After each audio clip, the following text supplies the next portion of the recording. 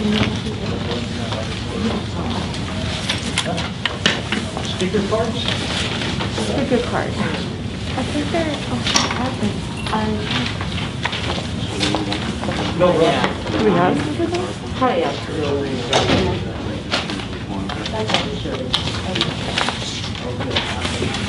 So, share screen and then choose which one. How are you?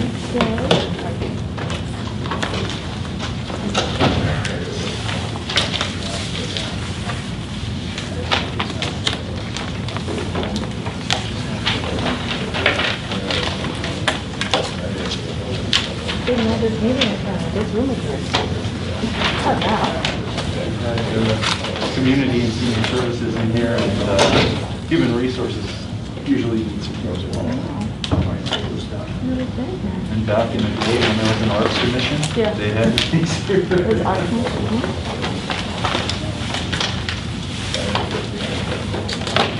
A vestige of yesterday, the arts commission.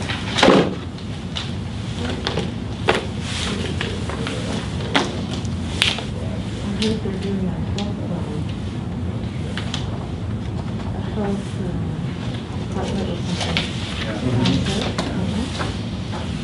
Yep. Interesting. I was watching it since 4 up until I left for some over here. In the second shirt. It's a little more complicated than that. There is, but the question is whether or not the funds would be directly allocable to the city, and whether the city would end up having to fight a battle to get those funds over to us. I think it's an open question. If we were our own tax collecting entity, we'd be better served to pick that fight, because then we'd have the money in hand and we can say, nope. But unfortunately, we're kind of At the mercy of at the mercy of the county. I don't think they're gonna let that go.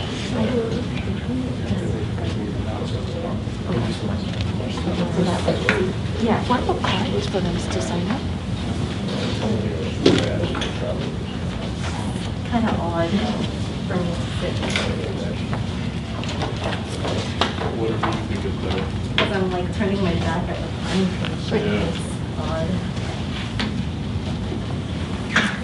So you're recording today, it's only recording the people who are speaking, right? Okay, not necessarily. Oh, there is one. Oh. I got it.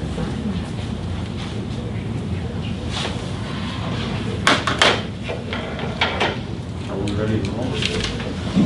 Yes, Good? we're ready. Are we live?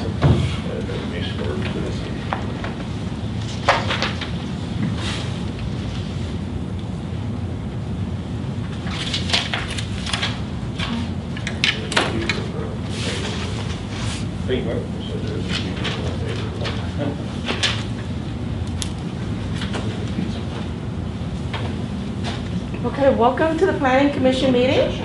And the regular Planning Commission meeting of February 23rd, 2020 is called to order. And we're gonna have a moment of silence followed by pledge of allegiance, and Shelby Williams, Commissioner Shelby Williams will be leading us for the pledge.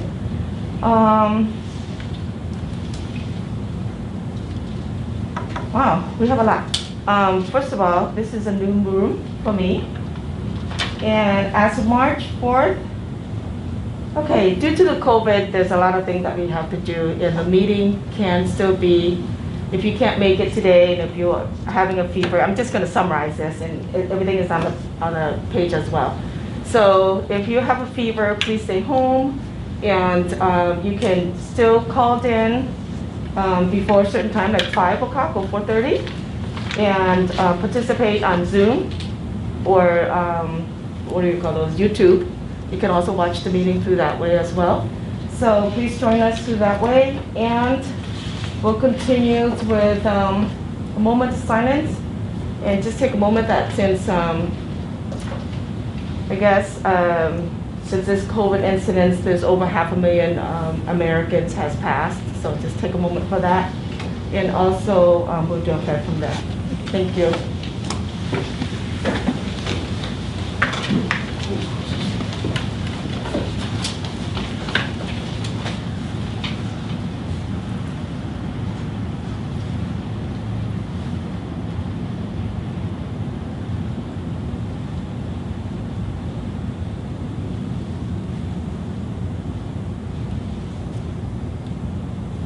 And then please join Shelby with the Pledge of Allegiance. Okay. Let's begin. I pledge allegiance to the flag of the United States of America and to the republic for which it stands, one nation, under God, indivisible, with liberty and justice for all. Thank you.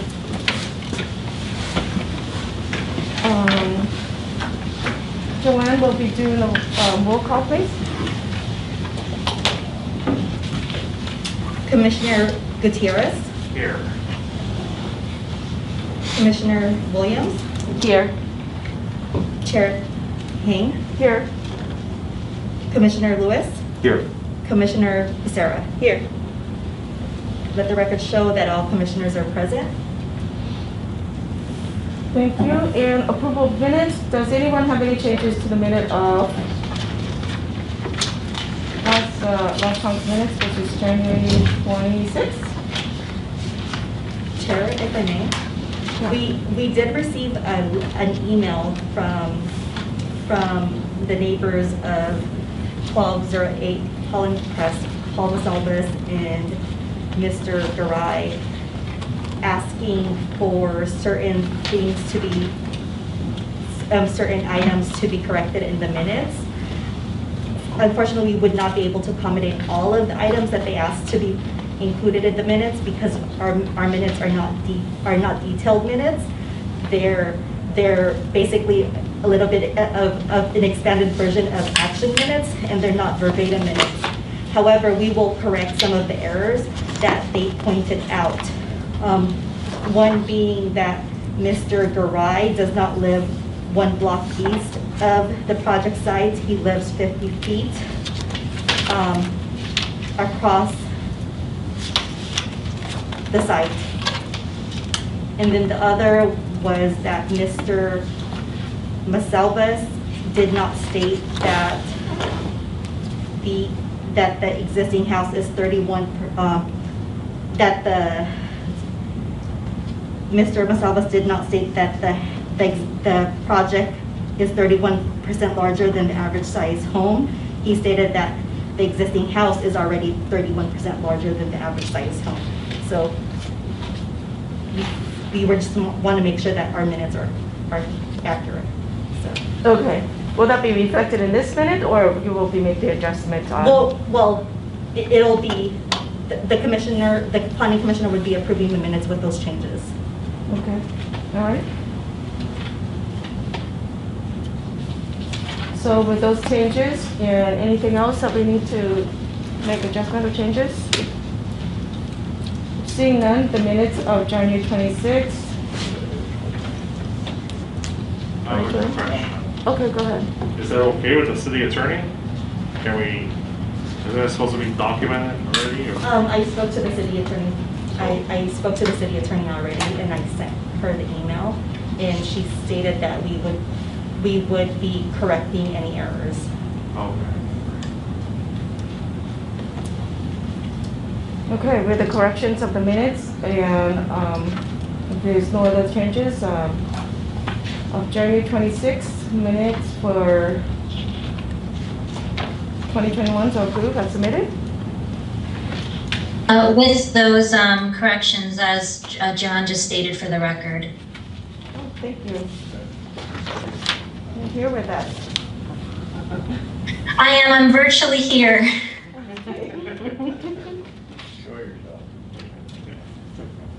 Oral communications, would anyone like to speak to the commissioners on any item that's not on tonight's agenda? And do we have? Sure, we have one speaker. Okay. Where do I go? If you can move that chair and then just stand in front of that table. That chair right there. The chair where he's standing in front of. Yeah. If you can just Move it. move it out of the way. Okay. And then stand. All right. Thank you. Sure. Good evening, everyone. I want to share with you, first off, an email that I sent to the City Council last Tuesday night. It reads as follows. At their most recent meeting, the Planning Commission, by a 3-2 margin, voted to allow an enclosed patio structure addition that was built illegally without permits or inspections. The addition is also not in compliance with design review guidelines in that it is a full 2 feet taller than the main house, which is the guiding standard. Due to the fact that our code enforcement officers routinely cite and fine property owners for doing exactly what the commission allowed, I am concerned that the city might be exposed to litigation by those who have been fined. Also, Planning Commission approval does not absolve the property owner of meeting building and safety requirements. So will the city be inspecting the work to ensure it is safe now and in the future? Also, I want to thank Commissioners Lewis and Williams for correctly voting no on this project. That's the email. I have a couple of comments to make. I am very, very concerned about the justification that was used to approve this project. The lady was on the phone, Mrs. Reyes, and she indicated that she can't afford to fix it. She can't afford to make the corrections, bring it into compliance. She also indicated that she's been a member of the Booster Club for many years. She's been a resident for many years and a volunteer for many years. And apparently this was good enough for Commissioner Gutierrez to okay that. The Planning Commission, in my view, is to make decisions that are based, that are for the benefit of the greater good. They are not for the benefit of a particular property owner. This concerns me. It also concerns me that immediately following Commissioner Gutierrez's comments, the chair indicated that she was very sorry and that we were going to take care of it and help you tonight with that. I'm sorry, folks, that's not your job. It's not your job to bail people out. If they can't afford, if she had come in originally and gotten the permits pulled and gotten it inspected through the line, she wouldn't be in the predicament she is now. I'm concerned that you're opening up the city to potential litigation, and a lot of it, because other property owners, they get, as I said in the email, they get cited and fined routinely for doing what you approved at your last meeting. Those people are not going to be happy that they've got to pay fines when other people get away with it. This is going to be a big problem. I think that some of you need to learn what the job is, to be perfectly honest with you. It's not to help these people. It's not to do favors for homeowners in anticipation that maybe they'll vote for you in a future election. It's not the way it works. You've got to do what's right by the entire city. And I'll tell you one other thing. That Mrs. Reyes made an accusation at that meeting, okay? At the time, myself and Commissioner Jaquez served as the design review board. She met us in person in the conference room at the planning department. And I remember very well, as does Jaquez and as does staff, she made an accusation that we said her house was an eyesore. Never happened. Wasn't said. But immediately, again, freshman Commissioner Gutierrez apologized to her on behalf of the entire city. On behalf of the entire city. And Chair Hing, you immediately followed up by apologizing also. Look at the tape. I watched it in person and I reviewed the tape. I was watching at home and I was livid. Please, if anyone's owed an apology, it's myself and Jaquez, and not on behalf of the city, just on behalf of the commission. You guys got to get your facts straight. Before you apologize and represent the entire city with your apology, please get your facts straight. I didn't appreciate it, he didn't appreciate it, because she flat out lied. And I'll tell you something else. You cannot approve these kind of projects by emotion. If you make decisions on the basis of your emotions, we're going to get sued, and sued a lot. You can't do it. It's not your job. It's not your job to let your emotions get in the way. You got to look and see what the facts are, look what's on the report, and make a decision. You can't react because they're a volunteer. They're a booster member. They got kids. They've raised their kids. They lived here 30 years. It's not how you make a ruling. It's not how you make a decision. You got to do it based on facts, and you have to be fair. That's all I got to say. Thank you.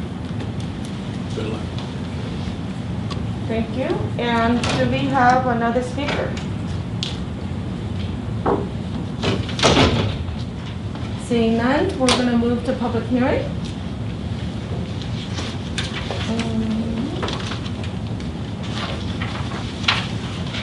For public hearings, condition use number 20-07, site modification number 20-01, subcommittee for design review 20-36, and its location is 1208 Holland Crest Drive. The applicant is requesting a conditional use permit to allow for the construction of a 1644 square foot second story addition, a 654 square foot single story addition, 954 square foot 3-car garage to replace existing 2-car garage, and a 520 square foot balcony to the existing 4,344 square foot 2-story single family residence. The proposed house will have a total floor area of 7,160 square foot, exceeding the 5,000 square foot maximum unit size administrative use permit threshold. The applicant is also requesting a slight modification to exceed the maximum 25-foot building heights by 2 feet. And Joanne, you will be presenting? Yes, I will be presenting. Before the presentation, good evening. I apologize in advance that I might be turning my back towards some of you because I can't figure out a better way to run the presentation and also speak. Okay. Granted, the smaller venue that we're in. Okay. This item was last heard by the Planning Commission on January 26th. On the January 26th Planning Commission meeting. At that time, 3 neighbors spoke in front of the Planning Commission with concerns regarding the size of the house. The Planning Commission ultimately continued the item to today, a date certain, with direction to staff and the applicant and to the city attorney to research and look into the possibility of potentially adopting a condition of approval to restrict the future construction of any accessory dwelling units, and also to research the municipal code regarding including the garage in the maximum floor area calculation.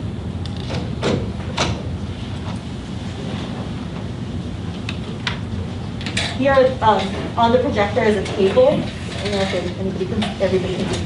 There's a table of the current project details.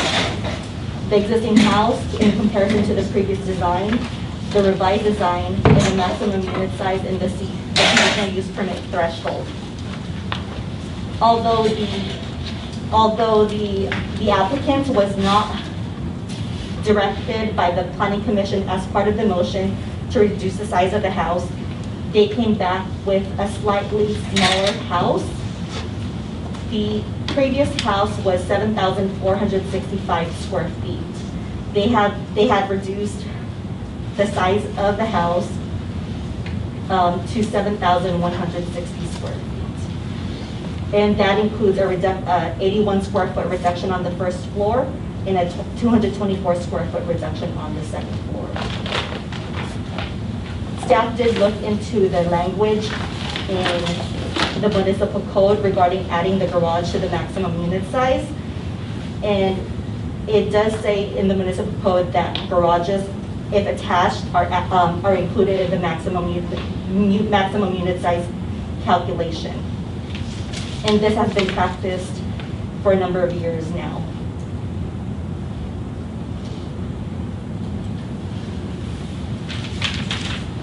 Staff did discuss the potential of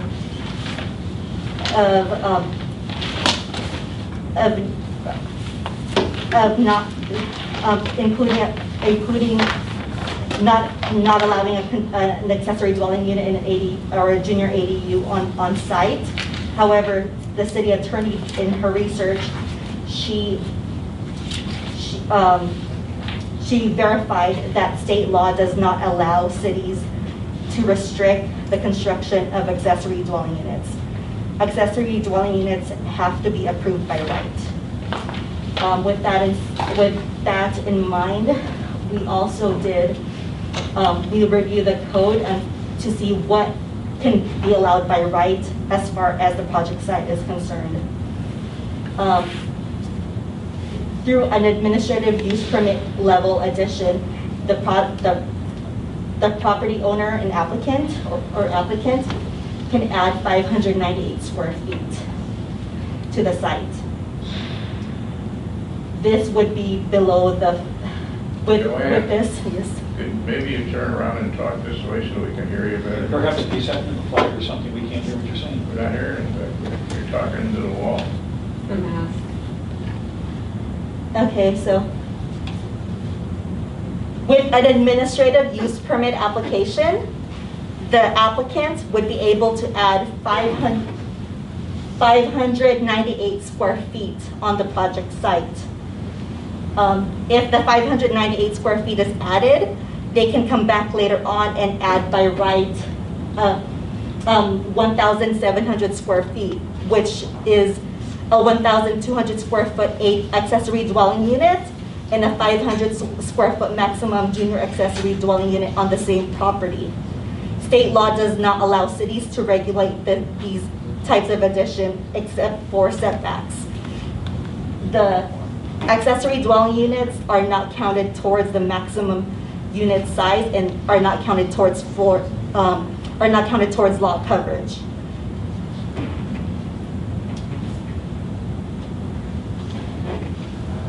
But as such, the total amount of floor area that they would have with an accessory dwelling unit and with an allowed addition through an administrative use permit is 6,642 square feet.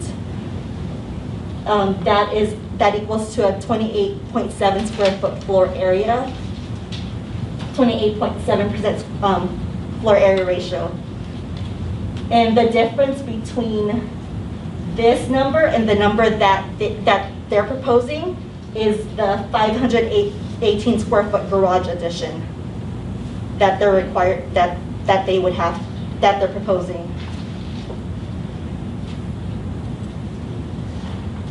This is the site plan. The site plan generally remains the same. The difference between, it complies to all setback requirements. The difference between the previous addition or the previous plans and the revised plans is mainly visible from this area right along here. This is the previous. You can see the second floor is cantilevered over a portion of the first floor. And then this is the new design. They had removed that cantilever. So visually, in staff's opinion, it looks much better. And it also reduced the visible mass symbol as well.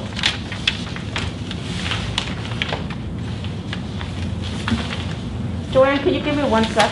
Sure. So earlier, regarding the number that you had talked about earlier,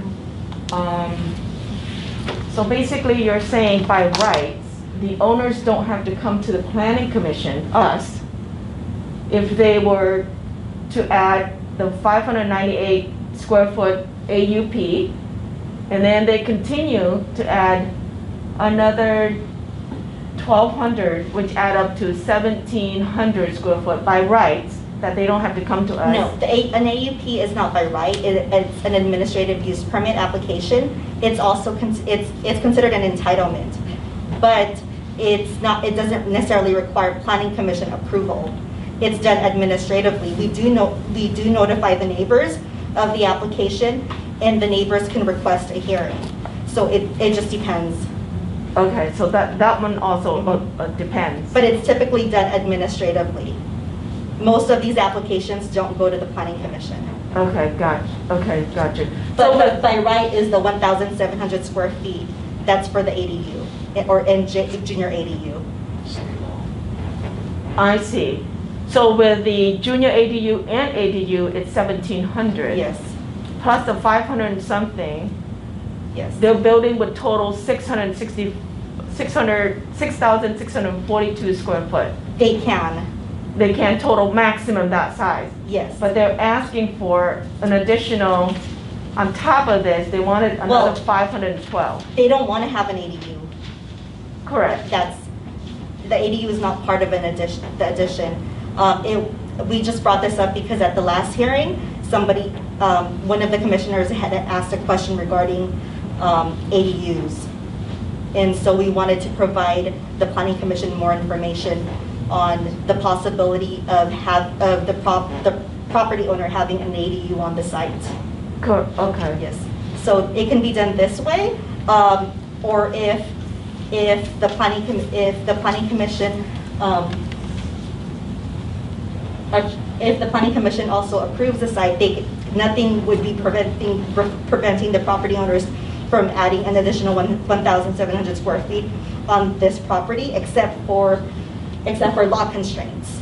They do have a swimming pool right here, and this portion of the property is mainly hillside, so they do have lot constraints. Gotcha. But again, I cannot predict the future. I don't know what they plan on doing in the future, but this is what we have today is the application that's being proposed. Okay, thank you.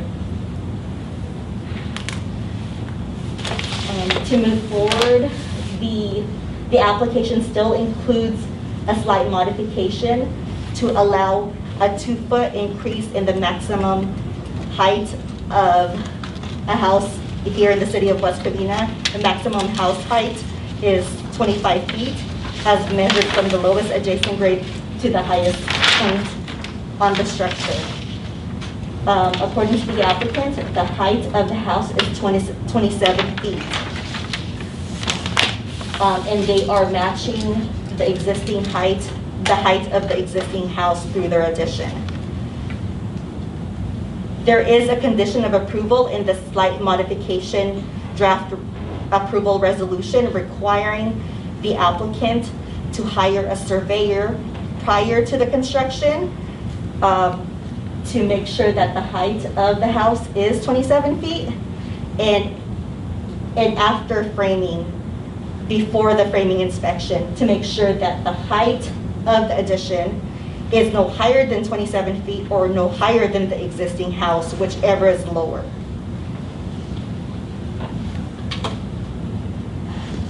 Front elevation is at the top, the rear elevation is in the back. This is the existing house. This area is the addition. And at the rear, the addition is right around here, existing house. And here are the side elevations.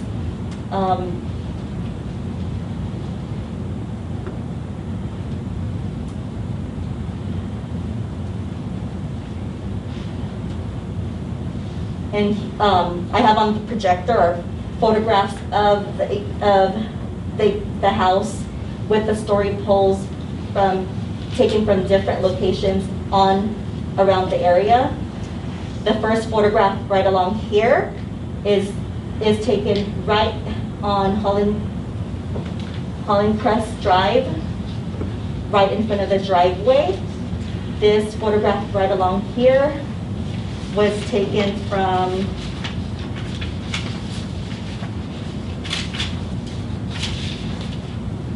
It's taken from, I believe this is Hollenbeck, which was taken from this area right along here, looking towards the addition.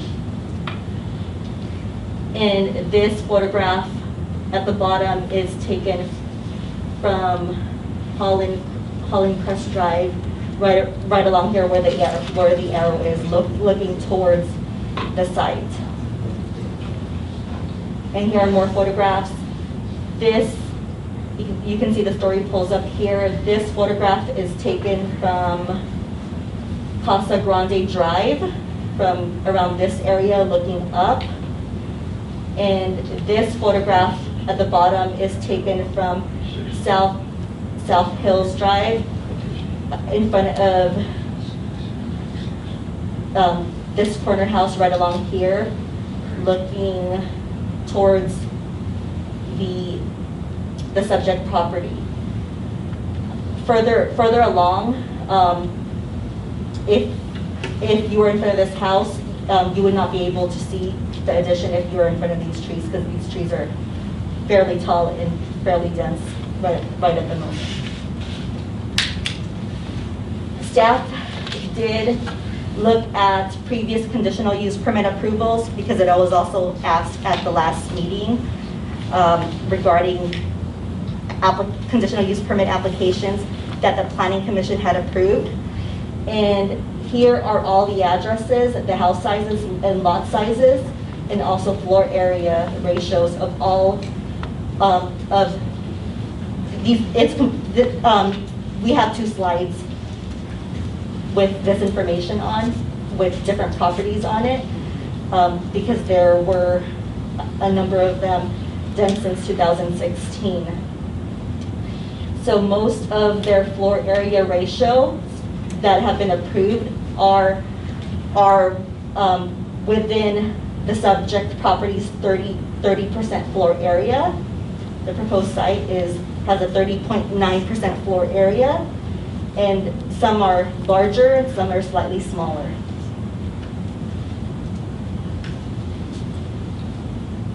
And here are also a continuation. We did get a records request from the neighbor for all conditional use permits that have been approved for the last 10 years for a large home, and we did find that there were 97 of them. Again, the floor area ratios for those that were previously approved by the Planning Commission in comparison to the floor area ratio of the proposed house. And the lot sizes that are in question, or that were for lots that got previous approval for large homes, are also within the 20,000 square foot range. There are a few that are slightly larger, and there are a few that are smaller as well. With this, staff... Joanne, real quick, just so I understand, the house size, does that include the garage and all accessory dwelling units, or is that just the house? The house and any attached garages. Okay. Yes. A detached garage does not count. Okay. And also, if there are any attached accessory structures, like an attached storage shed, that is also counted. If it's detached, it does not count. Understood. So hold on, Joanne. So prior to a year or so ago, there was really no ADU in West Covina. I mean, most of these projects does not include ADU, or they don't have ADU on added to the square footage. Is that correct? That's correct. Okay, so mainly just the house and the garage for these Yes. projects, the Yes. 90-something large homes. Yes. Okay, thank you. The 2 pages add up to 90-something homes? No, these are since 2016. The records request, the 97 applications, CUP applications. That was for the last 10 years. Okay. There were just too many to list for the presentation. I thought 2 pages was enough. With this, staff recommends approval of the, of the conditional use permit and the slight modification.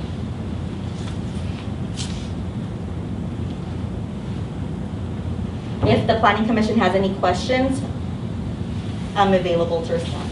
Oh, one question that I have, Joanne. The plans that were sent to us appeared to me to show the larger construction that they wanted to do. It doesn't actually show us the smaller, Can you see the plan? and I didn't.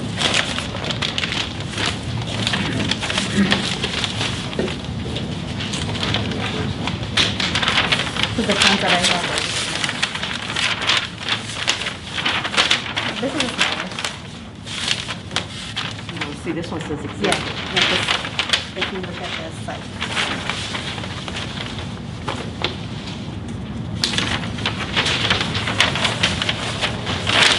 Because I was trying to see where they were actually taking off the difference. You can see it clearly in the front elevation. If you look at the roof plan, the previous one cantilevered over. Yeah, it would have, so how many feet did they take off? I can go ahead and check. Okay. We took off 300 Fine. But how many feet on the side, do you know? 1.5 on one side. I'm sorry? 1.5.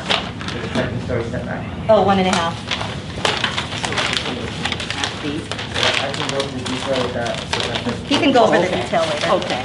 Yeah, but this is, yeah, it looks like these are the smaller plans.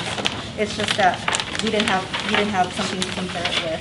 Yeah. And that's what I was trying to understand.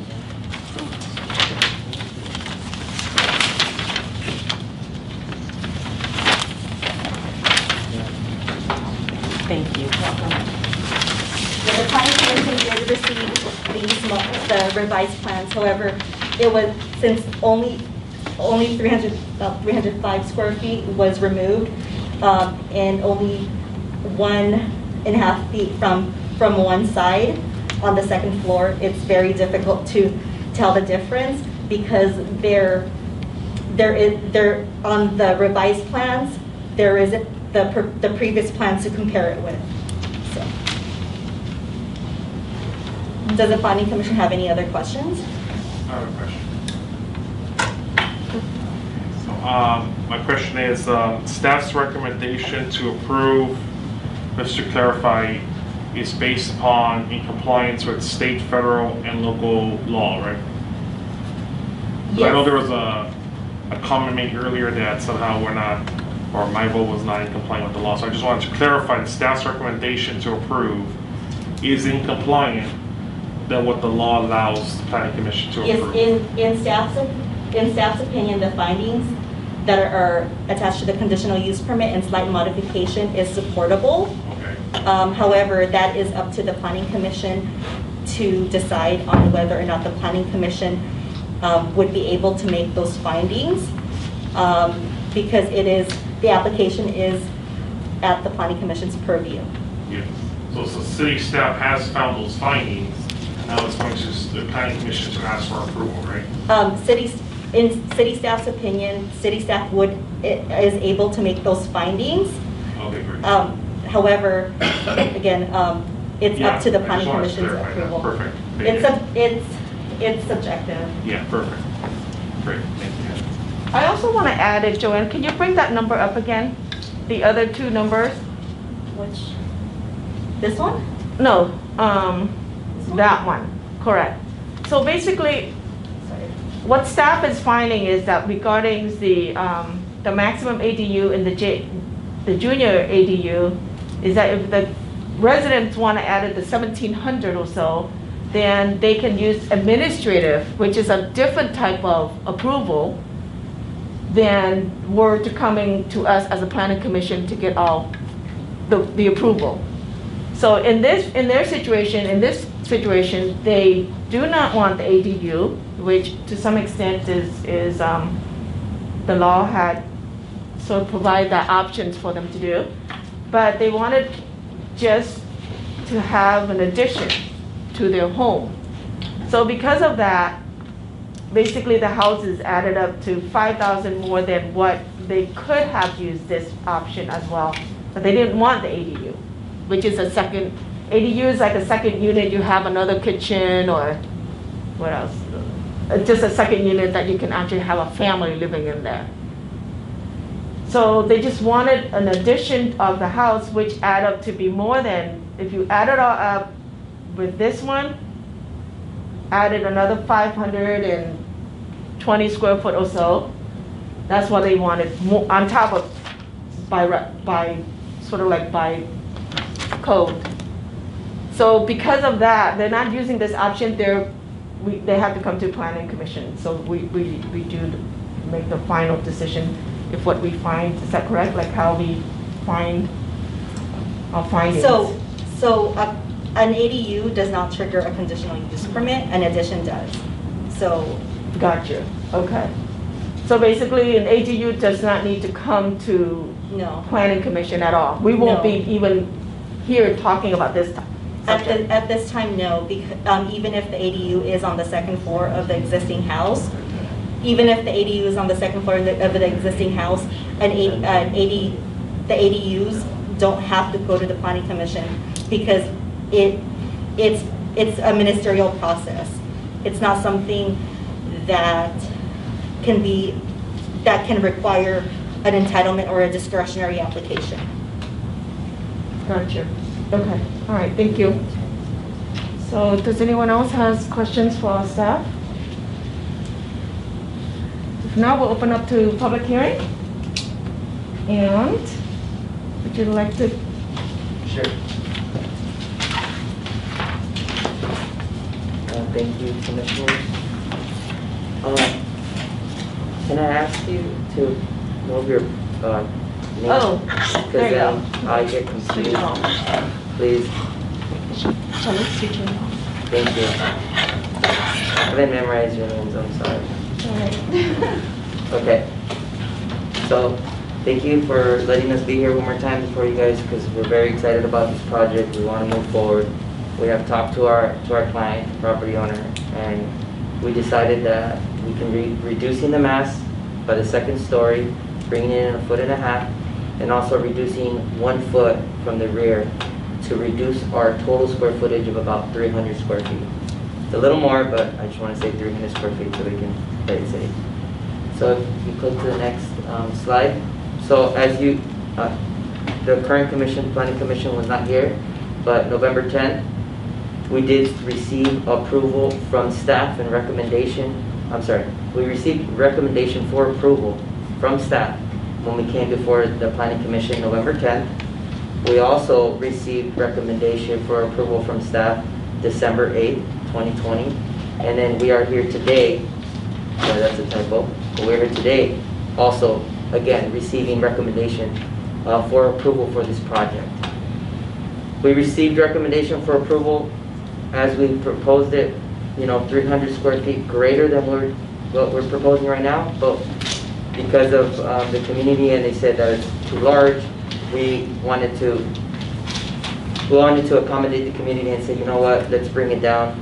Let's satisfy the planning commission's comments, their concerns, and also the community's concerns, and that's why we reduced it 300 square feet. It's a little difficult to read this, but if you go to the next slide, this is the new plan, but like I said before, the second story setback now is reduced 1.5 feet. So if you look, this is the roof plan, so where Joanne is putting her mouse, we brought in the building 1.5 feet, and then if you go to the next slide, and then there's a picture. So that second story now is set inside. So in addition to the topography of 50 feet and change of grade, so if you're standing at the very bottom of the street, there's a minimum of 50 feet of topography change from the street to our finished floor. Then we went ahead and moved it another 1.5 feet in. So can you go to the next one? And that's an image from if you were to be driving inside the property, because to access the property, it's a pretty steep hill. Go to the next one. So this is the elevation. This is one only elevation, and I've highlighted the area that has been changed from the previous plans, which I already spoke a little bit about that. Go to the next image. And then that is the highlighted area also that was also reduced. So those are the two areas that were reduced. Okay, go to the next one. And then I put both pictures together because this is a two-story addition. I mean, this is the second-story addition and expansion. So I highlighted both areas. I highlighted the rear as one area, and then I highlighted the other side, which is the reduction of the second story. We'll go to the next slide, please. And that concludes my presentation with the PowerPoint. But I just wanted to say, I know there was some confusion, because I was a little confused about the square footage about the ADU, but we have no intentions to do an ADU. Zero. If we had that intention, we would have began with an ADU process and we would have been able to get 1,700 square feet over the county. That's not what we're trying to do. We need the 3-car garage. We need the car garage for their parents, we need a garage for them, and then for the future kids that are going to be coming. I think it was one of the commissioners, I don't remember which one, was saying, what's the square footage of the house, how big are they? Well, I did a little bit of research, and 3 houses down, there was a 9,713 square foot house, which is 3 properties from ours. The property, in addition to that, the property adjacent to us, currently right now, is 600 square feet larger than our property.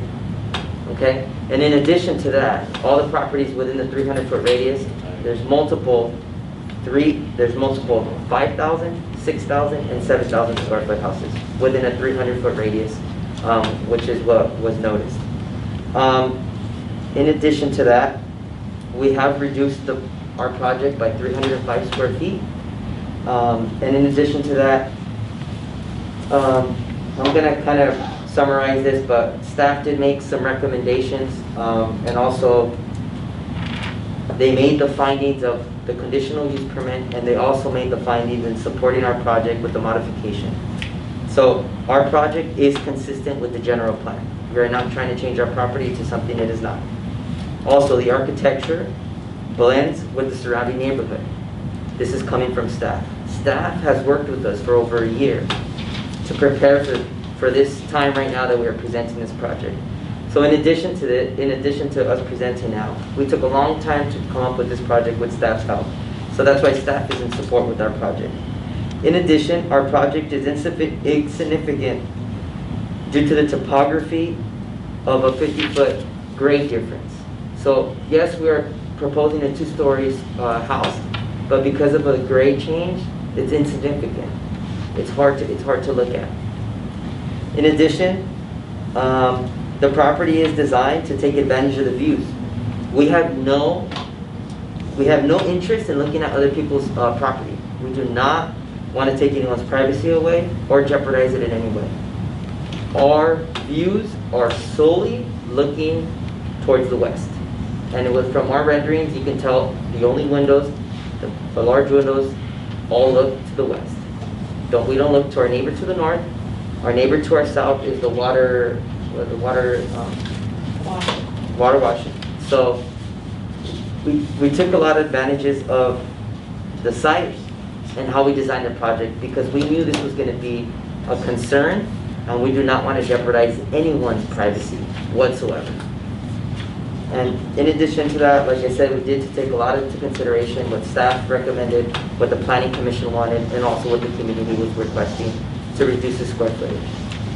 And that concludes my presentation, and I could answer any questions, any technical questions. One question I had, how many square feet was taken off the rear? I understood from the side that 1.5, so how many square feet?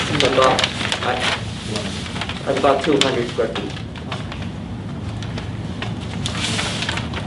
So would that be 2 feet or 3 feet? It was 1.5 feet. But because there's 2 stories to it, and it gets shrunk in, it's a large portion. Okay, so it's also 1.5 feet that's taken off the rear? Correct. So 1.5 feet from the rear and 1.5 feet from the side. Okay.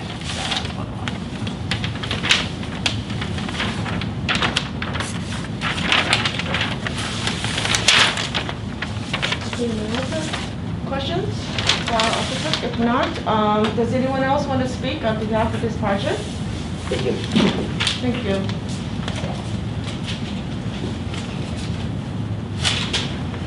Anyone else would like to come up to speak on behalf of this project? In favor of or opposing? In favor? If not, I'm going to open up to opposing. So if anyone want to speak opposing this project? Mind if I sit, folks? Good evening, my name is Paul Selvis. I'm the resident at 1216 and immediately to the east of the property. Good evening, commissioners. Thank you for giving me the opportunity to speak this evening. I want to open with the approval of the minutes. While I understand that the minutes are not a verbatim transcript of what was discussed, I'm dismayed that the key points of my presentation were not captured. I know I won't go through all my presentation from last meeting, but I will cover a couple of key points.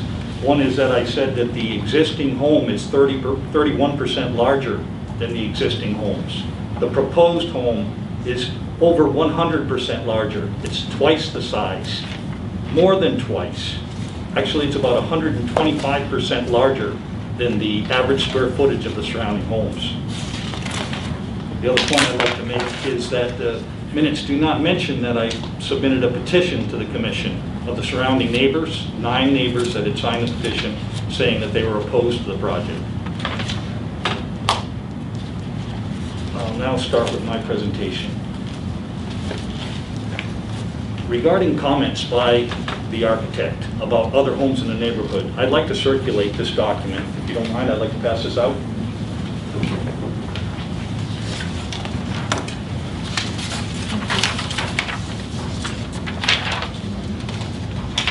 Can I get a copy of it? You know, I only have one for the 5 commissioners, and I have one for myself. Yeah, because Joanne? I need it. I can share with her too. Thank you. Okay, quickly going through this. There's a comment in the staff report that states that the adjacent properties or abutting properties are 2 stories. You can see by this list here, it's the column about in the center of the page. It shows that only 3 homes, let's see, 1, 2, 3 homes, 4 homes in the neighborhood are 2 stories. My home, which is directly abutting, is not a 2-story home. These records are directly from the assessor's database. This represents homes in a 700-foot radius of the proposed development. At the bottom of the page, there's an average shown of those homes. It's 2,783 square feet. Now, the assessor's records do not reflect garage space. So I've added a factor plus a 400 square foot garage. The average home size in this neighborhood let's see, there's 44 homes in this neighborhood. The average size, including garage, is 3183. So I just want to point that out. There is a couple of other items I would like to point out that are highlighted with a square, the dark outline. The applicant's home, already 3910 at 400 square feet. That brings you about to the 4310 or 4346, whatever the staff has indicated in their report. Another nearby home, 4,500 square feet, the number 2. And that plus a 400 square foot garage would be 4,900 square feet. The one home that is 9,713 square feet, I'd like to point out, look at the square foot lot size, 106,785 square feet. This is an anomaly. Actually, I've included it in the average. However, as an outlier, it should not be. If you remove that, it would reduce that average size slightly.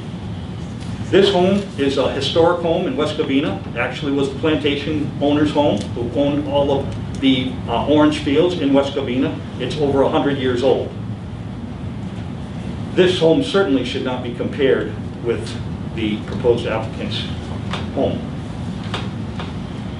I'd like to now pass out another document about the other approvals. if I may. Unfortunately, Joanne, I don't have one for you, but I'll give these two ladies one, and you'll have one.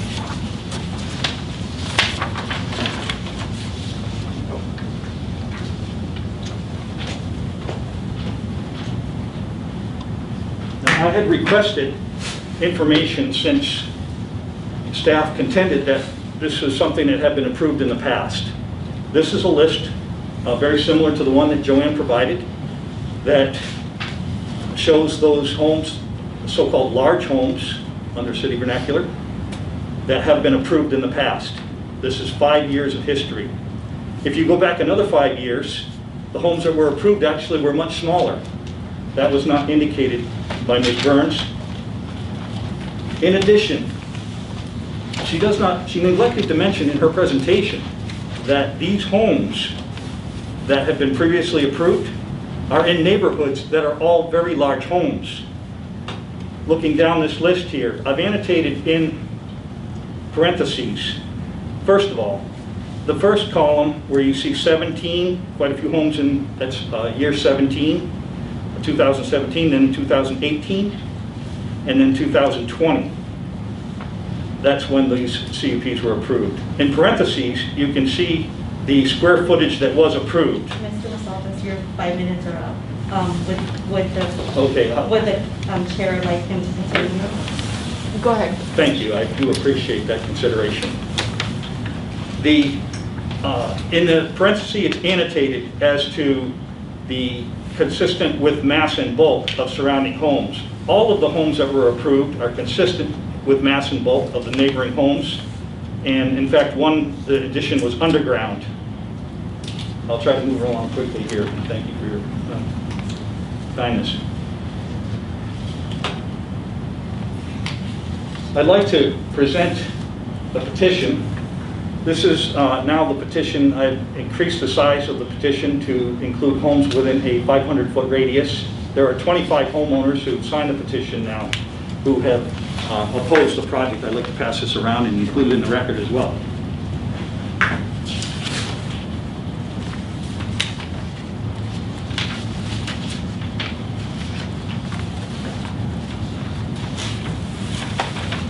Okay, West Covina Municipal Code states that ADUs and JADUs are to be included in the maximum unit size.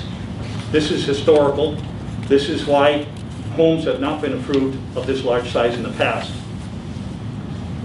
or have not included this JADU. I understand the concept of including an ADU square footage that by right this individual would be allowed to build.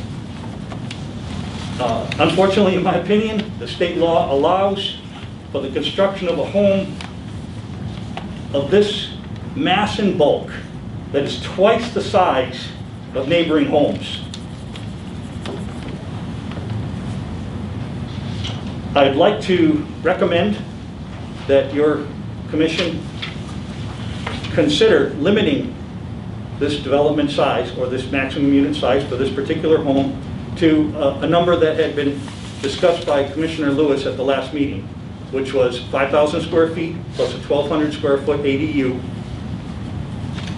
as his right. Now that's under state law. Conflicts with West Covina Municipal Code, which is frustrating, but it is what it is. The fact that state law allows for such a large home in a neighborhood of smaller homes is extremely frustrating to me. And that concludes my presentation. Thank you, folks. Mr. Masaldas, to clarify that if I may, Chair, your house is a split level house, is it not? No, my house is one story as shown in the assessor's records. My garage is underground. Okay. Although your garage is underground, the municipal code still defines it as a two-story house because the garage is attached to the house. Just for the record, because you had indicated that staff was incorrect in their assessment. Okay, I do want to add one point. The Planning Commission must represent the people of West Covina and ensure that the planning code is adhered to while consistently allowing for variances where appropriate. And this echoes Mr. Redholz's point. In this case, the proposed large home that is twice the size of the homes in the immediate area is definitely not appropriate. Thank you. Thank you.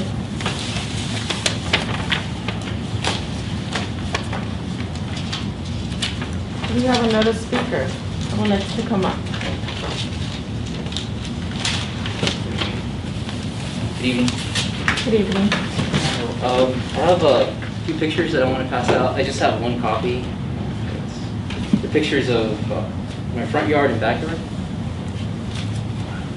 to illustrate that story poles could be seen from both locations of the property.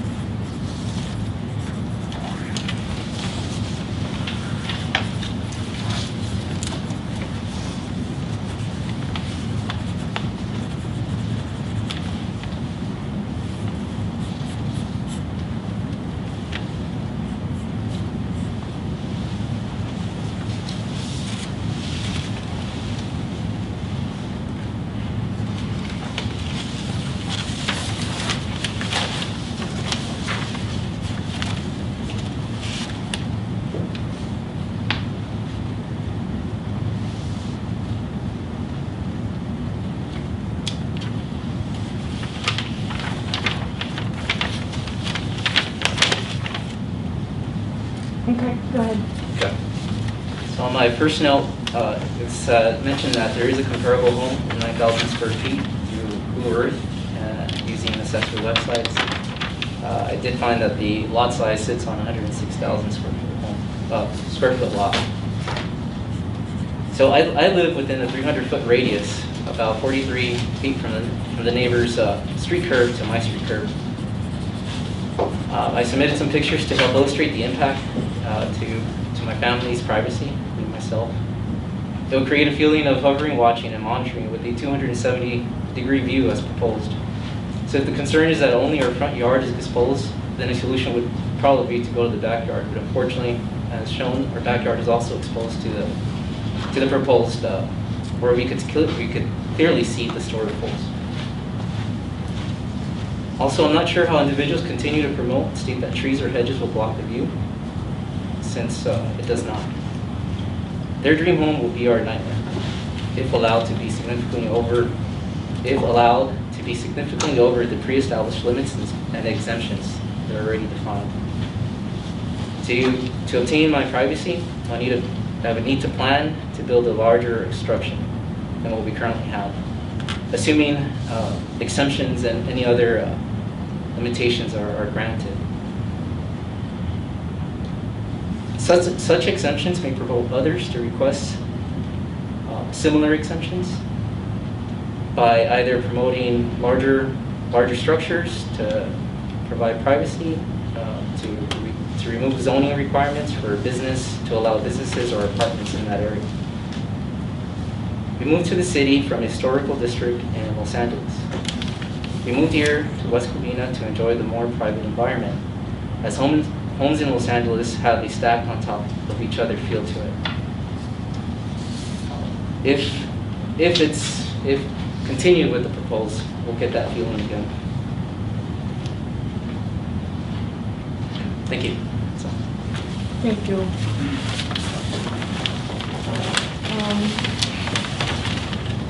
Anyone else that'd like to speak? If none, would you like to come up to rebut? Yes.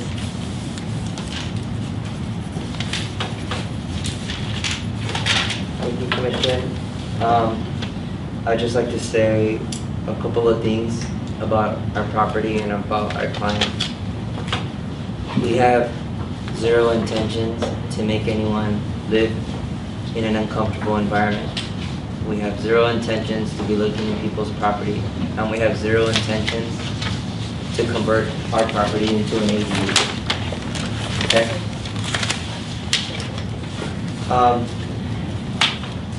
Like Joanne said, our adjacent property owner is a two-story house. Also, the property to the north is also very large in size. It's larger than our house right now. But I don't really want to discuss any of that. What I really want to discuss is that my client has a dream and has a dream home, and they bought their dream property. We took a lot into consideration when we designed the property. And in addition to that, we also are designing a dream home. We are matching the existing height of the existing house. We are not going larger. We are also meeting the general plan. We are also meeting the municipal code. And we also have staff's recommendation for approval as proposed. In addition to that, there are multiple people, like Joanne said, from 2016, there are about 33 applications that have all been approved for a project very similar to this. And as I stood up and I looked at that chart, our our lot coverage is 30%. It's much less. It's on the lower end of all of those properties. We have a pretty large lot. So we are not utilizing our entire lot to make our house. In addition to that, our property is very unique in topography, in how it's irregular in shape, and also to design. It's quite difficult, but we believe that the design that we chose and what we proposed meets the municipal code, is insignificant due to topography, and also is not taking advantage of anyone's privacy. I believe that it is extremely difficult to do anything to our property. Anything that we do to our property is going to be seen by anyone. Our house, as you see right here, you could already see the house. It's right there. You could already see it. We already have a deck. So yes, we want to do an addition, but we have the right to exercise our rights on our property, to create our dream home. As long as we meet the municipal code, as long as we meet what staff is recommending, as long as we meet the design that staff wishes for the community. This isn't the first large house. This is not going to be the last large house. This isn't as large as two properties over. The two properties over, it's built. It's 9,000 square feet. We don't want that. 1,000 square feet of our house is all garage. So, with that said, I would like to request for staff, for the Planning Commission, to make a motion in approving our project as proposed, because we took into consideration the Planning Commission's request to reducing the size. We also took into consideration some of the neighborhood's concerns about being large, so we reduced it. All the other projects, all the other 33 projects from 2016, they're all larger than ours. Most of the projects are larger. And then the houses to the north, like Commissioner Hang said, they're much larger. They're 10,000, 8,000 square foot homes. So our neighborhood, you call our neighborhood just 5 houses to the north, 5 houses to the west, that's not the neighborhood. We both know what this neighborhood is. So we would like to ask the commission to make a motion to approve this project, as we have worked diligently with staff to receive this recommendation of approval. And we received this recommendation of approval 3 times in a row. In November, November, January, and today. We have received a recommendation for approval. With that said, any questions? I actually do have one. Joanne, can you bring up the rear view of the house, please?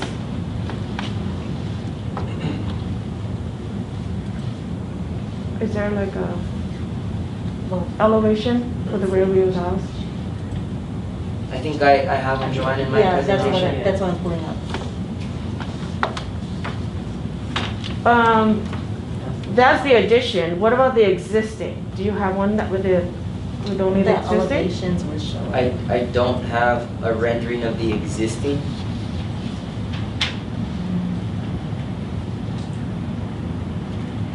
I have it on my plans.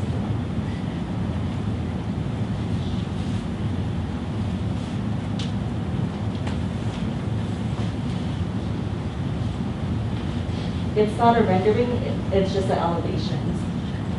So the bottom elevation is the rear. It includes existing and the proposed. Okay, so if you're looking at that, the bottom house the elevation of the house right now, the rear elevation. Can you see it? Yeah. Joan, can you point to which portion is the addition? I believe it's this portion right along there. Where you see the line, where you see that line coming down to the right is the addition. The red line? Not the red line, but there's kind of like a break in the plan. See that break right there? That break, that line right there? So to the right of it, that's Is the existing. addition. This No, is it's the- the addition. The addition, The okay. existing is the whole left portion. Okay, so to the left of it is the addition. No. To the left is how the house is today.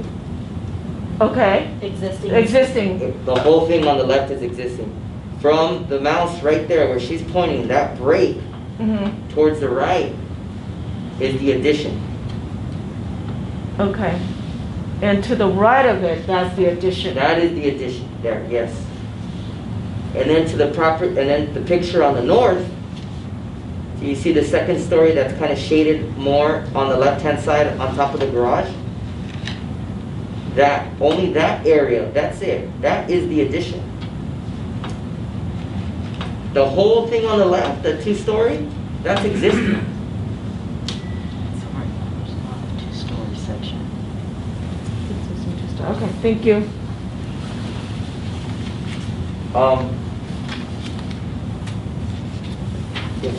If I could, I could draw in here, but No, I see that. I mean- I see that. it's this portion here is the only addition. So Mhm. the addition is in this area right here. Correct. And then this is the existing. It's an This is existing the- two-story house. We're Okay. just following the roof. Thank you. Thank you. Okay, so we're gonna close public hearing and we're gonna open up for commission discussion for now, so. Anyone would like to? Oh, I need the paper back. Oh, I'm sorry. I just gave it to you so that you can Okay. properly rebut. It's okay. This is it.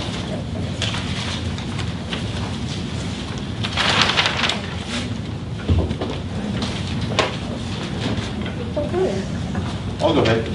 thank you. So, after our last hearing, I spent a great deal of time researching this project. For those of you who don't know, this neighborhood is very near home to me.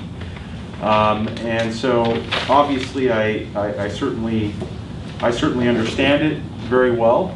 And to that end, I understand the dynamics of it fairly well, in the sense that you have basically 3 different neighborhoods with 3 different lot sizes all coming together. Particularly on that Hollenbeck area, you have smaller lots that are maybe 10 to 15,000 square feet. You have lots that go from 10 to 20,000, and then up the hill, you have lots that go from usually somewhere between 16 to a couple acres, okay? And so this particular lot is sort of on the precipice in terms of being a distinguishing lot relative to other adjacent properties. And I'll say this was presented by Mr. Albius, and it shows exactly what I would expect. Of all of the lots that are presented here, out of the 50 lots that are presented, there are only, I believe it's, 7 lots that are 20,000 square feet or above. The rest of them are all smaller than that. And so that's sort of indicative of exactly what I know about this neighborhood. And in that sense, it is a larger lot for that neighborhood if you draw a straight circle and say, I'm going to go 700 feet in every direction. With that, here's where it gets a little complicated. And obviously, one of the things that I will say is that this body has previously made it effectively so that as a matter of right, in my opinion, these sort of houses can be built. And that is the reality. I hate saying that, but we have basically blown any credibility that we have at this body to say that we should say, let's cap this at 5,000 square feet. I mean, I just did my own research on this. And I mean, I have a neighbor who has a 9,000 square foot lot, or excuse me, 9,000 square foot house right next to me. You know, our neighborhood, this whole neighborhood, quite frankly, is sort of a hodgepodge of transitions of large lots, smaller lots, and somewhere in between. And from my perspective, I mean, I looked this up. I looked up houses up the hill, down the hill, and from this neighborhood, and very, very succinctly, we start having houses in the hills at this subject property. And it goes on up from Casa Grande to up to Countrywood Lane, Alpine, Holland Crest, you name it. And I mean, just within that area, I mean, there are houses. For example, I found 1531 South Alpine has a 6,776 square foot lot on a 19,409 square foot lot. Excuse me, 6,776 square foot house on a 19,409 square foot lot. We have, that doesn't include the garage. And that doesn't include the garage. There's 1444 South Alpine, 0.46 acres, which is slightly smaller than the subject property. We have 2805 Countrywood, 6,100 square foot on 0.47 acres, slightly smaller than the subject property. You know, it's sort of madness. You kind of think to yourself, okay, well, we have these standards, but we haven't abided by those standards. And I will give everyone an education on where these standards came from. In 1991, the West Covina City Council passed an anti-mansionization ordinance. That anti-mansionization ordinance is what we have here, section 26-401.5. That is the ordinance that we are all relying upon here. I think that ordinance, unfortunately, isn't worth the paper it's written on. And we're all up here, and I'll say 4 of us are newbies. And we had no say in terms of saying that we should adhere or not adhere to that. There are former commissioners who have spoken here and who have attended here and who have commented on this project. And I wonder, you know, if there is opposition to it, you know, why did we continue down this road for a decade? And we did. We continued down this road for an entire decade. And then I looked and I was like, okay, well, are we the only city around here that has an anti-mansionization ordinance? So I looked at Covina. They don't have any lot limitations, or they don't have any building size limitations, none. The only requirements they have is setback requirements. San Dimas, same thing. Walnut, 40% of the total surface area. Glendora, 35% plus a 400 square foot allotment for garages. I mean, quite frankly, we have the most restrictive ordinance I could find anywhere nearby. I don't know why we do, I don't know why we don't. Apparently we've kept it in place, but this commission has decided to trample right over it. And so it's for that reason, I don't think I have any credibility whatsoever to say that we should deny this applicant here the opportunity to build the house. I quite frankly, I don't want that to be the case, because ultimately I think we have laws and we should abide by those laws. But unfortunately, we have a precedent that's been set.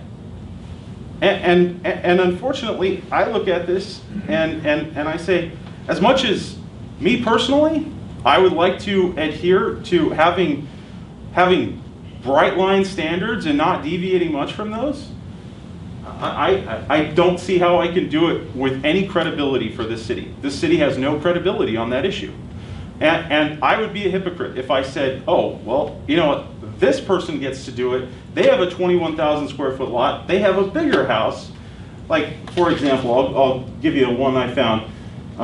Let's see, which one was it? That 6776 Alpine on 1531 South Alpine. Or we can talk about, let's see, 3191 Halsey or 3210 Horizon Place. I mean, the list goes on and on. And I just think to myself, it's pure madness. I don't want to, because I understand there are considerations. But one thing I will say is that for me to approve this project, I will put conditions on this, because that man has a point. And I do want to make sure that we do not have windows facing directly into his yard. So I would say that in order to accommodate that, I would put that as a condition for approval, so that there's no windows that directly face into that man's yard, because ultimately, I certainly think that we have every expectation here to protect people's rights of maintaining their views, and quite frankly, I think that makes sense as a proper limitation for that second story. But beyond that, I'm an unfortunate yes. Chair Hangan, Commissioners, I just want to remind you that any decision you make tonight should be based on the required findings for a conditional use permit and a variance as set forth in your staff report. Thank you. I do have a question for the city attorney this evening. Under the conditional use permit number 2, the latter part where it says the project would result in a development which is harmonious in scale, mass, and with the surrounding residences. In light of having 2 sets of petitions that have been signed by residents in the area, how would the city address this?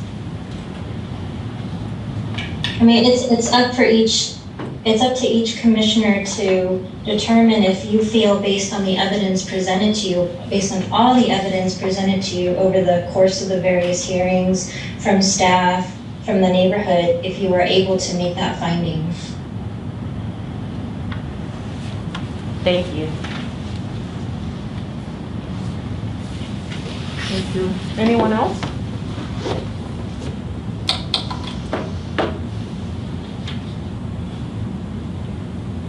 Well, I've been here as a planning commissioner for several years now, about 5 years or so, and my fellow commissioners, former commissioners are also here, and it's not easy sometimes, because when we have plans in front of us, we do need to take a look at everything, the surrounding neighborhoods, the cities, you know, what the residents or applicants want. And at times, it has been difficult, and we have been approving plans that are larger plans as well. I cannot say that we have not approved it, because for the last several years we have. Projects that came up to us and the surrounding area. And due to the fact that perhaps maybe for the last 30 years or so, the average house in West Covina, when it was built, I don't know, in the 1960s or 50s, maybe it's only 1,100 square foot. However, today, the average square foot in Riverside and what have you, it started with about 2,500 square feet. And it only gets bigger. People don't come to the city and say, I'd like to build a smaller home, or take their home down to build a smaller one. It's always they knock it down, some of them, and there are a lot of them just do additions. And a lot of the time the addition is a little bit larger. I'm beginning to even, because due to COVID, I had some people that's requesting for properties that are individually having their own bathroom, unique to COVID-19. They basically have a large family, they want to not subdivide, but everyone has a bathroom, everyone has a room, so if you get infected, you stay in that little corner of yours. But that's just a different topic. I'm just saying that in this type of housing, in this area, I understand that it is unique, and I said this before too. In the past, the houses in this particular house in Holland Cross is very unique, is that it's at the borderline. If you go down a little bit, which is to the north of the lots are a little smaller, the house a little bit smaller. However, if you go up north, the house are built more recent, I believe it's in the 80s, 90s, 2000 or so, the house tend to be larger. And even the former commissioners that was sitting here, we had approved tract and homes that are, 50 homes or 12 homes that are in the 10,000 square foot or so. I'm not saying every single house that comes along we approved it, but we have approved it. And for me to say that this does not fit into this neighborhood, I find it a little bit, that it's not centrally located in a large home area, but yet it's not centrally located in a small home area. And I like to make sure that this does not detract it from the view of our neighbors as well. And the fact that it is an existing two-story home, and that the fact that certain part of the house existing currently right now, that you can still see some of the neighbors. I don't know, because I'm not there, but you can still see it, whether it's the front yard, the backyard, or whatever, but most of the view are really up to the west and to the east of the city. Actually, no, to the north and to the west of the city. So it makes it really difficult, and I'm not sure if we can limit the window portion. I'm not sure in that fact. I'm just saying that my finding is that we have approved larger homes. This is very unique, and I also want to make sure that it does not affect the views of the neighbor directly right over there, which to some extent you stand in the driveway, I've been to the driveway of the owners and also the neighbor next door. On the driveway portion, it's a little bit, you can see the mass of the building, of the second story addition, that when you're standing in the driveway, but I'm not sure if you're standing on the house itself, because it's like about 8 feet higher or so, if you can, the view will not be there or what have you, because I can't be up there. But given that said, I don't see and I don't find any findings that I cannot approve this project. So with that said and done, does anyone else want to add on? I agree with Commissioner Lewis. and the fact of, those that came before us, and how they have approved it. We saw the list and it was just 2 pages. I think it was very generous of the resident to make the changes that they really didn't have to make for consideration for all parties.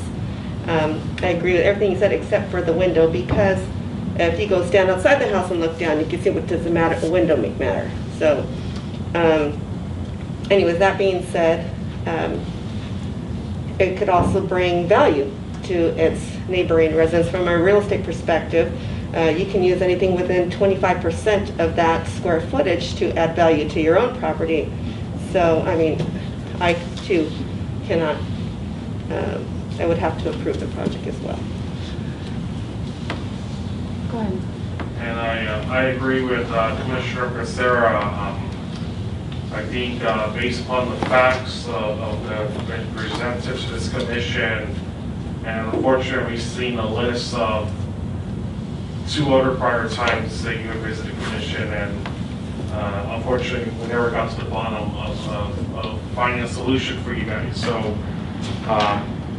that being said, and hearing the residents' concerns, and for you to take their concerns and intake them and make those modifications of decreasing the house size that you did was commendable. And with that being said, I would like to make a motion to approve this project. Conditional use permit number 20-07 with slight modifications number 20-01.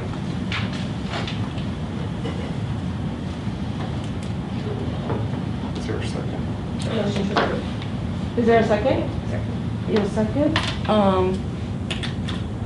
Just Any- for the record, I would like to see some modification to address the sort of view down into, I apologize, I had written down his name. I wanted to see if we could do anything as far as a slight modification to prevent there from being sort of a direct view down into his property. I don't know if that would be even something that's possible or workable, but I would, if that is something that we can do, and I don't know, Joanne, is that something that we can do? If I may, if you Sure. look at your plans on that side, I know there's a first story window, and obviously that's existing. What I'm talking about is this is a bathroom, I believe a bathroom window. okay. And this is a window to the nursery. This can be easily moved to the front Okay. to comply with building code. Okay. Quick question: that back window, how big is that window? This window, Yeah. let me go ahead and check. I mean, it seems quite large based on what I see.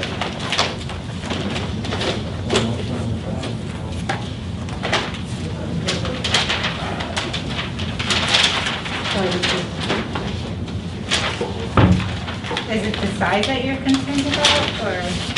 The nursery's not gonna have that's gonna be a washer and dryer probably. From what so how big is the window first and foremost? Let me look at the schedule. Because I know the property owner wanted to take advantage of the views in the back. That I understand. 5 feet by 8 feet. That's a huge window. It's a bathroom window right next to a bathtub.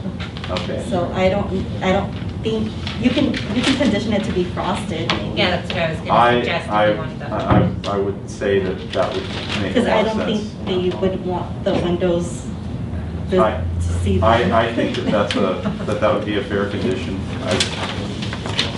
I would like to see that, if at all possible. And if Mr. Gutierrez would do me the honor of amending his motion on that, or I'll make my own motion with that. That that back window, which I believe is a bathroom window, as a condition, is frosted. The one down here? The one that Joanne is pointing at with her cursor right there on the screen. On top? Yes. Okay, now, okay. That's the restroom one? Oh, Correct. Yes. It's a 5.5 by Make 8 that foot. frosted. And so what, make it frosted? That's fine. Correct. Yeah, that's fine. Okay, yeah, so I'll amend my, if Commissioner Becerra will take back her second, I'll amend my, I'll amend my motion to approve conditional use permit number 2020-07 with slight modifications number 20-01 in adding that the window that Joanne Burns has indicated be frosted to ensure the privacy of the applicant's fellow neighbors. Then I make a motion to approve. Okay, I'll second that. we have a first and a second. Paulina, can you please roll call? Yes, Commissioner Becerra.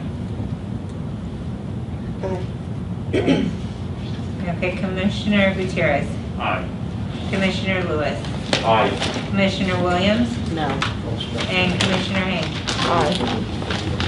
Okay, so motion passes 4-1. This action is final and must appeal to the city council within 10 days. Thank you. And then we have non-hearing items.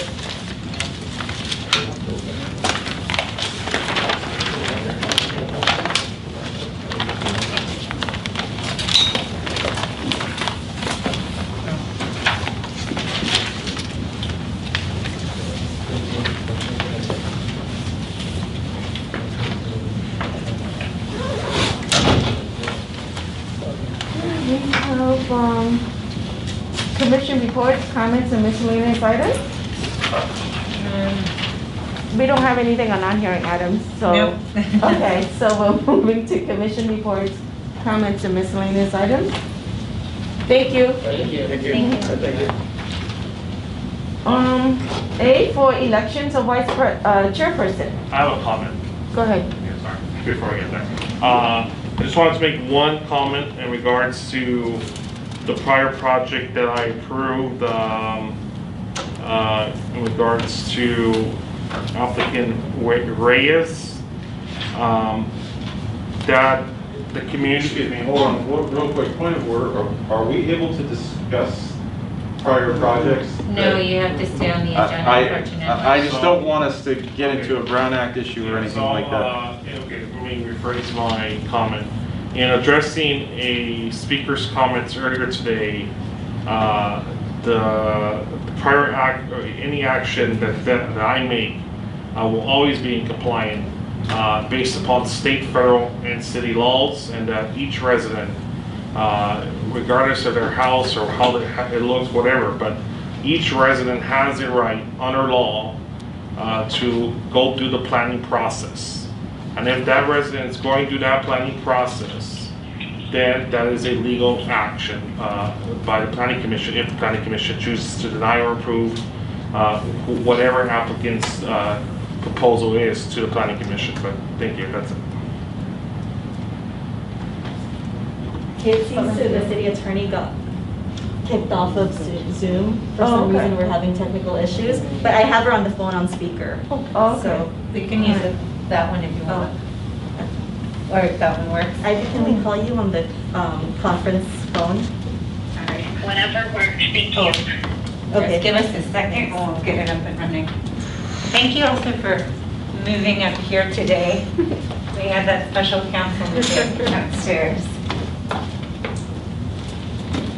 I'm gonna hear we use that. I'm gonna grab this. Do you have to dial 9? Yes. Okay. There's one check when we leave.